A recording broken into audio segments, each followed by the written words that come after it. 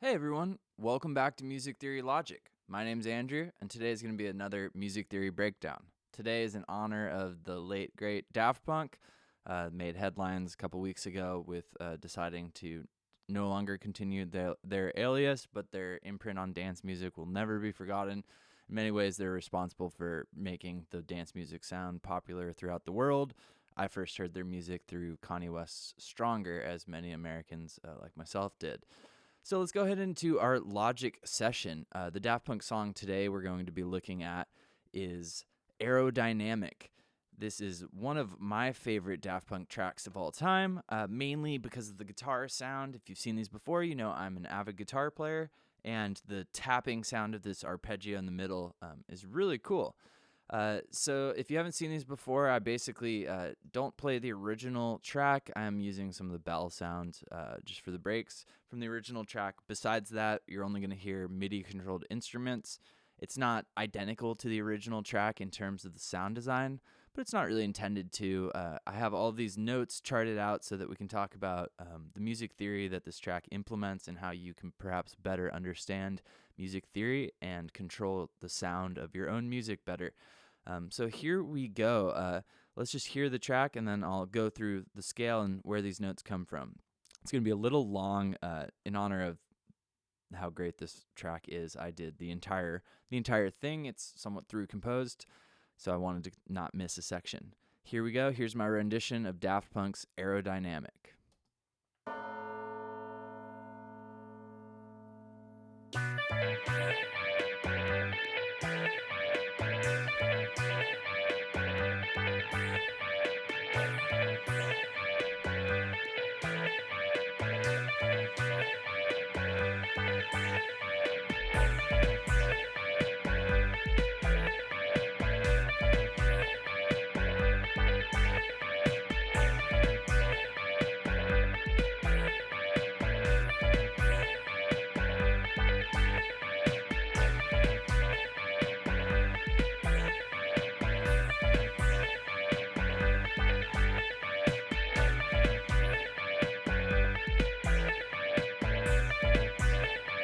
Here's that arpeggio I was talking about.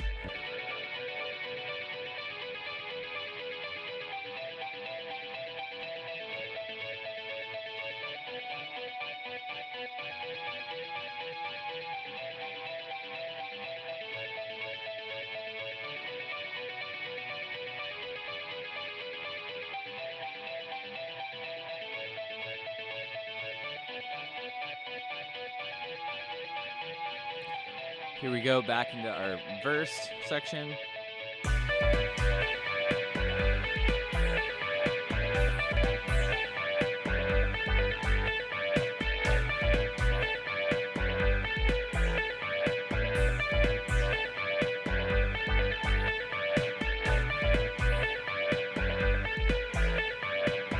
All right, here comes our breakdown. Here's like a flip of that arpeggio. We hear it on a synth.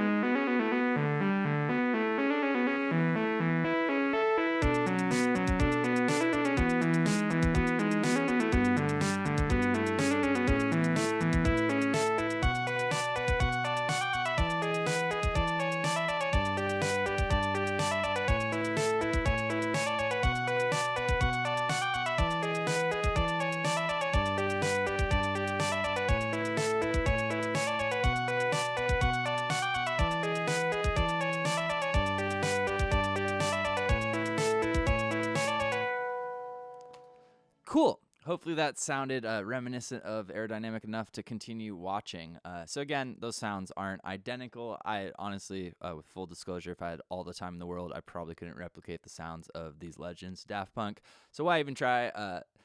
Every note is correct in this track, I believe. So we can talk about music theory. If you're not familiar with music theory is basically like the science of music. It's not a substitute for creativity, but it's a better it's a language for us to understand the creativity of others and to understand music in a slightly different way. So the notes in this song has two basically parallel sections where there's a slight modal change. The song, we could say most of those sections are basically in the key of B minor. B minor would have these notes as two sharps. It's the same key or relative as D major. So we have C sharp and F sharp.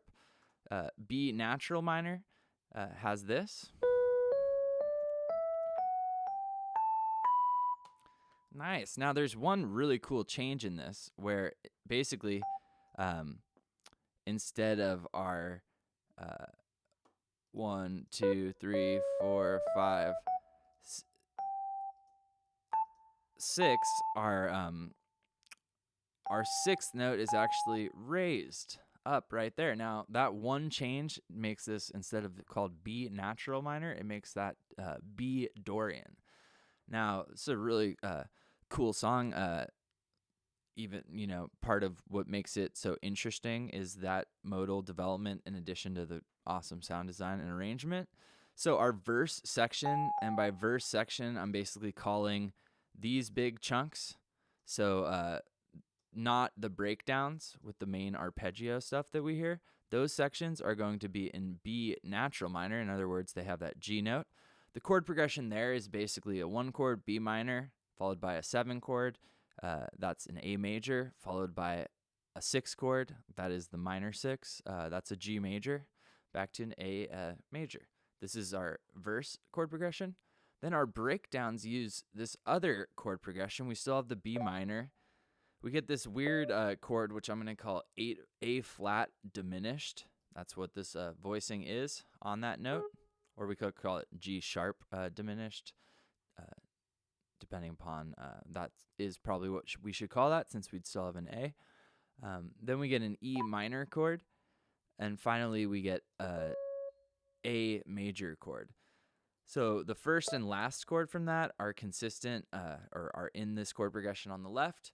But the new chord that we get is this A flat diminished. That's created by our Dorian note, that raised sixth scale degree, Then we get our A major, which is also in that key of both B minor and B Dorian. That is the major 7. So Dorian doesn't change the 7th note. It basically changes the 6th. It has a raised 6th scale tone. Cool. Let's just run through all these sections. I'm going to try to keep this somewhat concise. For the first 2 measures, we don't get any kick drum subs. I still have the kick in here. The basic drum rhythm that's happening is a dotted 8th note, or basically on the 1st and 16th note grid, the 4th box, and then the 6th box. I'll play those drums. That repeats, and then we basically don't get our snare until beat 4. It's pretty cool and a very unusual drum pattern for later dance music, like where EDM went after this track.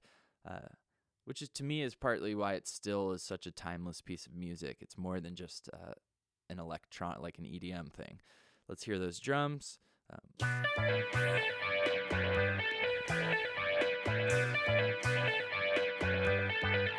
So basically the exact same pattern repeats, only like I mentioned, we get subs. So I'm automating my low cut of the EQ. That's right there. It comes out here. So all of a sudden we hear the subs of the kick.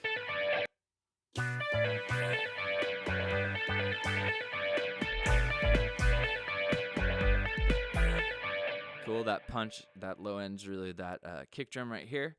The other thing that changes is we get this sort of 8th note pattern of what is a click on this drum set. It's basically doing 8th notes. Not every 8th note, the pattern repeats on a 2 measure, or I guess 1 measure cycle of 2 8th notes, skipping a quarter note, and then 8th notes for the rest of the measure, and that repeating. So 1 and, nothing for 2 and, then 3 and 4 and that basically repeats. Those drums stay consistent. It's pretty much one of those 2 drum patterns throughout the song. let's go into our harmony that's happening very subtly. We're getting that B minor chord. That's a 1 chord. We're getting what is that major 7 chord inverted. So that's C sharp, E, and A. This is an A major chord. That's the 7 of B minor. Goes back to B minor. We come down to an F sharp minor chord. That's the minor 5. So 1, 7, 1, minor 5. Comes back to the 1, still up to the 5. Over here is that B minor chord, the A major, all repeating down to our F sharp minor, the 5, and then holding the 1 chord longer. Let's listen while we watch that. Or watch while we listen, whatever.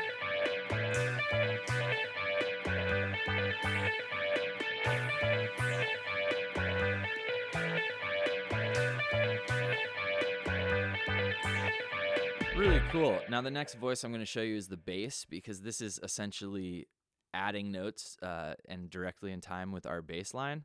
So our bass is doing the low notes of that. That's B, A, B, and then it goes F sharp to G. This note, again, that's in our natural minor. In our Dorian mode, it would be that note.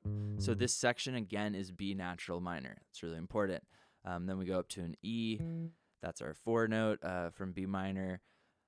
Coming back to essentially a repeat of this with some extra ornamentation. So instead of just starting at B, we come with like a pickup to it of an A. So we were going B, A, B. Now we're going A, B, A, B. Cool. And then we were doing F sharp G. That repeats, only we get this, what I called a dotted 8th note again right here. That's on the note G, and that's the same pattern that we saw on the kick drum. Cool. Almost done with that section. The only thing left, the most important of all, that's the main melody. Now, this is a really, really cool melody. I should have researched where they got this. Daft Punk did do a lot of sampling, so some of this stuff probably has its roots in some samples. But essentially, this is, all of the notes are in our B minor. We could call it a B minor 7th. We're using B, D, those are in our B minor chord. And then the 7th note of A, that's in our minor 7th chord. If we wanted to call it that, it's basically repeating on an arpeggio. It's going D, B, A, B, D, B, A, B, A, B, D, B. That almost repeats D, B, A, B, same rhythm, D, B. Then we get a slightly different fill. A, B, A, B, D, B, A. So this one has more A's than the others. Let's watch that and listen to it.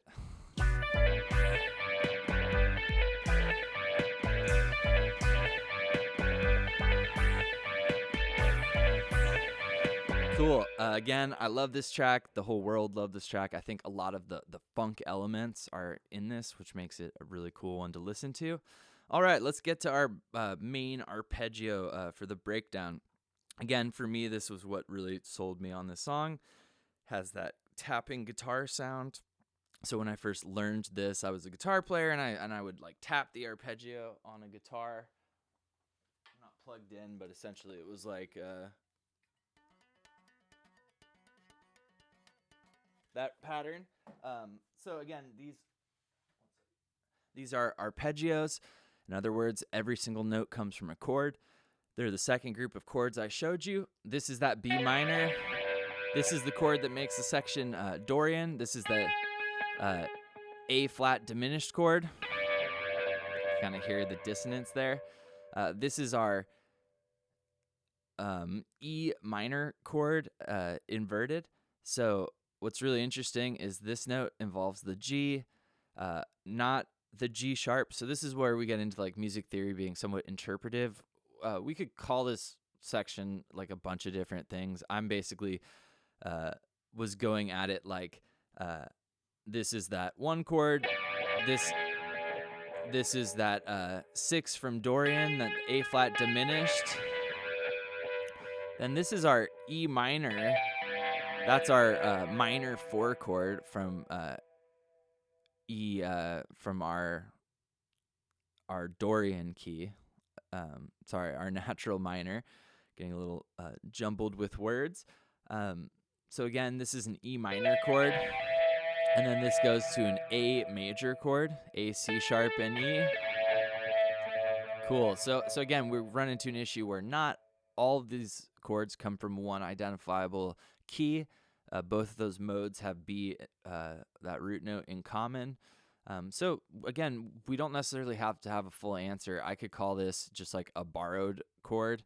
It's a little difficult because A flat's not really borrowed from our next chord, which would be common. So anyway, we don't always have a specific reason for why like it sounds good or anything. In many ways, this creates some dissonance, some slight soul to the track. In the blues and in funk music, you'll get a lot of passing tones, so not every note we hear has to come from our main scale. So the last thing I'll say is this is a 16th note pattern. It's going from D, our third note from our scale, down to the 5. So this is inverted, 3, 5, back to 1. That all repeats. Pattern slightly changes. Basically, that bottom note goes up to the A flat. That makes that diminished chord. Then again, the bottom note changes. That's a common tone progression. So at least this B is in both that A flat diminished chord, the 1, and our E minor chord up here. So this is our E minor. Arpeggio slightly changes at the end. Then the last chord, we get our A major. That's in root position.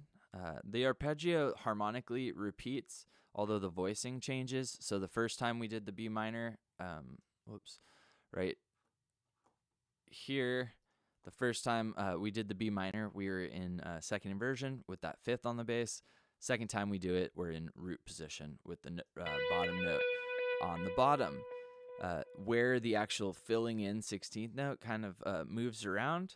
It's a really, really cool pattern. If you're a guitar player, it's super fun to learn this and to tap it. Perhaps leave me a comment if that seems interesting to you. I'd be happy to do a breakout video on that. But here we go. This is the arpeggio of that B minor, A flat diminished, E minor, and A major.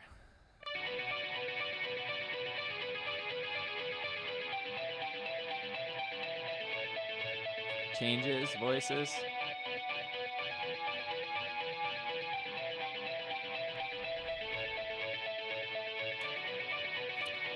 Cool. And that 8 measure sequence basically repeats, so it's changing every other group of 4. That continues on. It's a 16 bar sort of breakdown. Then we actually get that layer in the same section we heard before, very subtly. That creates some slight extra dissonance there. So this is that arpeggio plus the first section. Moving along, we get the breakdown of the bell and that white noise. And then we come into our new version of the arpeggio. In many ways, it's almost like a mixture of the first section and the second section. Really cool. Harmonically, the same thing that's happening in the guitar breakdown. So we get our B minor chord. We get a fill of that D 16th notes, D, E, D, C sharp, all the notes from B minor.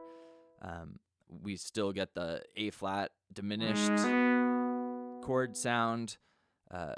Right here, we get a new harmony relative to like when the guitar arpeggio happened. We get that G major sound. So where it was in E minor, we now get the relative major of that.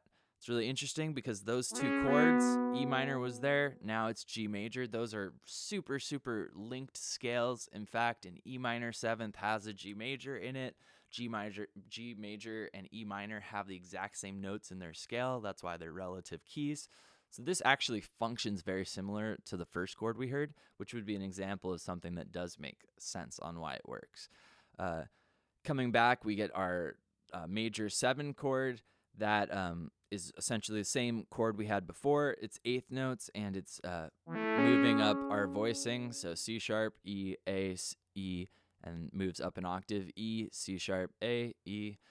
Let's hear that and watch it. Now, one layer I should talk about addition. There's a really subtle pad happening. It's essentially doing the same chords that we heard before. The one, the B flat or A flat diminished chord.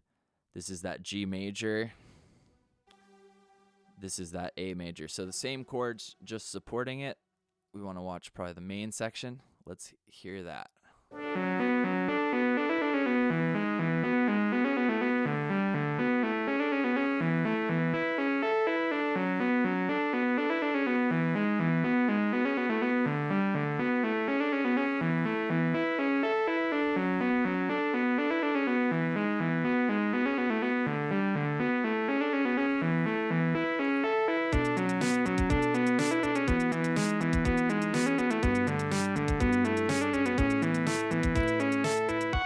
Cool.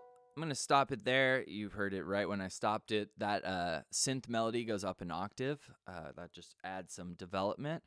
The one thing I haven't talked about is our outro drum pattern. So this is, for the first time, it's changed. Really interestingly, this is the first time we have a standard backbeat. So the snare goes to 2 and 4.